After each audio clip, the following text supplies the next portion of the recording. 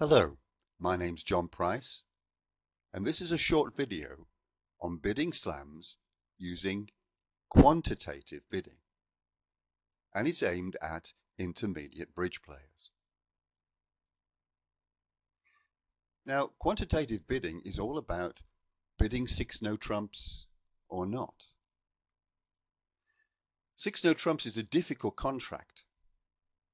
It's generally estimated that to have a reasonable chance of making it, that's better than 50% chance, between the partnership you should have 33 points or more. So it's best tactics if one of the partnership knows that you've got this total, then they're going to be decisive and make the bid of six no trumps. Let's look at an example. Here's a hand with 6, 7, 13 high card points, one extra for the length in hearts, a 14-point hand. If we had a chance to open, then I think I would open a one no trump with this one. But I didn't get that chance because my partner has opened two no trumps.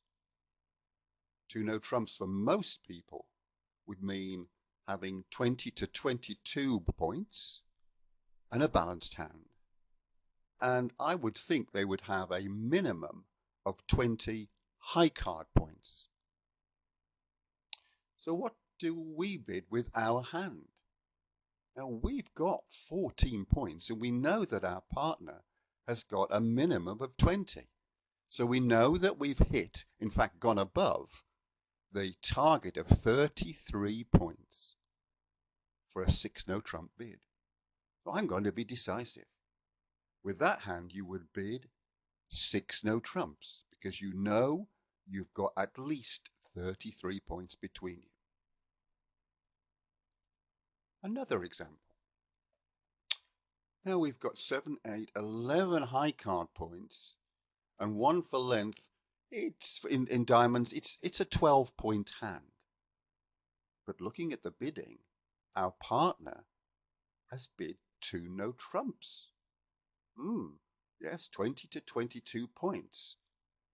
But we've only got 12. Right. Now, if partner has got the minimum of 20, we don't have enough. So is there a bid where I could find out from my partner whether she's got the top of the range or not? Yes, we do have such a bid. You bid four no trumps. And this isn't, as you probably expect, this is not Blackwood. This is what's called a quantitative bid. And it's asking a question. Have you got the top of your range? If they have got the top of the range, they'll bid six no trumps. If they haven't got it, then they'll just pass. Okay? Simple. Another example. 1, 5, 12 high card points again, right? Yeah. What's the bidding?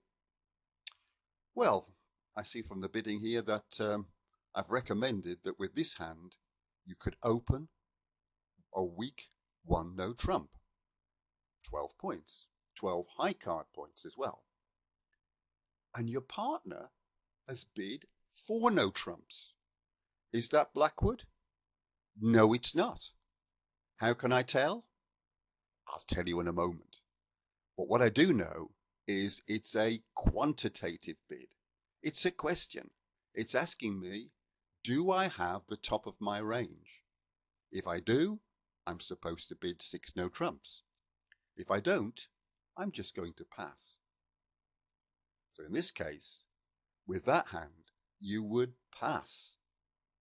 It's a shame, but with 32 points between you, you stand less than a 50% chance of getting six no trumps, and so it's not worth the risk. Of course, some bridge partnerships will have a go, and some of them occasionally will be lucky. But the wisest decision here is to pass, and I think you'll stand a pretty good chance of making your 4 no trumps. Another example. Gosh, 16 high card points, 1 extra for the length in hearts. This is an excellent 17-point hand. But golly, look at the bidding. We've got a 17-point hand, and our partner has opened. Now that's exciting. Partner's opened 1 club. Now what should we do with this hand? We've got 17 points. Surely we should be jumping up and down and using some device in bridge to tell our partner that we've got a really big hand. No, you don't need to do that. In fact, your partner's not going to really be listening. What your partner wants to do when they're an opener is give their second bid to describe their hand. So the policy here is to keep the bidding as low as possible to let your partner make their essential second bid. As long as you bid a new suit, then your partner cannot pass. And they weren't going to anyway. They'd planned their second bid, or their hoped for second bid, even when they made their opening bid. So we just go 1 heart. And we listen and we look for their second bid, and it's 1 no trump. So our partner has opened 1 club, and then their second bid is 1 no trump. Aha! They have a balanced hand of 15 to 17 points. Whoa!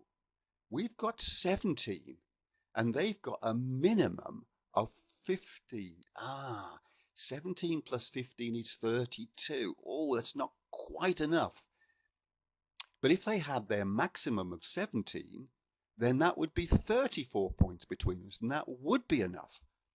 We need to ask our partner whether they've got the top of the range, and we'll do that by bidding 4 no trumps. And then your partner will make the decision. She'll either bid 6 no trumps with a maximum of 17, otherwise she'll pass. Yes, I know, if she's got 15 or 16, she will pass. And with 16, you're bang on the 33. But in this case here, it's best if you only go up to the 6 no trumps if you've got the top of your range. Okay, let's deal with this issue about 4 no trumps being the Blackwood convention.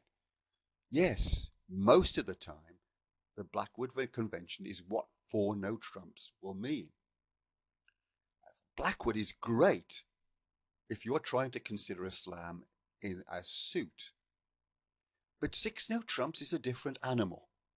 It's all about having enough points.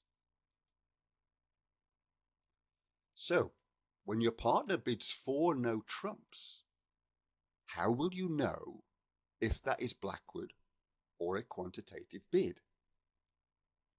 Well, if the previous bid to this special bid of 4 no trumps was a suit, then you know it's Blackwood. If the bid before 4 no trumps was a no trump bid, then you know it's a quantitative bid. And you're being asked, are you at the top of your range? Pretty simple. You hear 4 no trumps, you look at the previous bid by your partner, the most recent previous bid.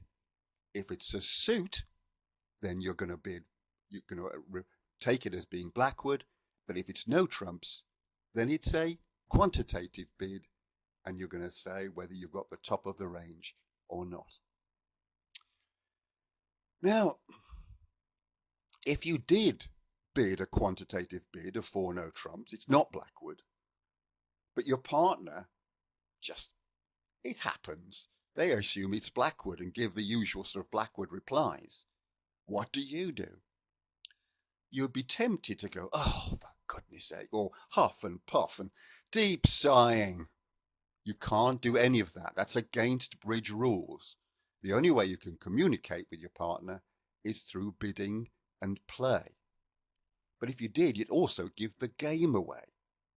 So what you do is, whatever your partner replies, you still confidently bid 6 no trumps, and you may well fool the opposition into thinking they've got this in the bag and make a mistake with the lead or something else. You might even be lucky. You might have only 31 points, but you can make 6 no trumps. It's your only chance. Mind you, well, you certainly won't mention your partner's error when you're in front of other players. But when you're away from other players, then you can set about him with a cabbage. Partners. I hope that's been useful. Thanks for listening.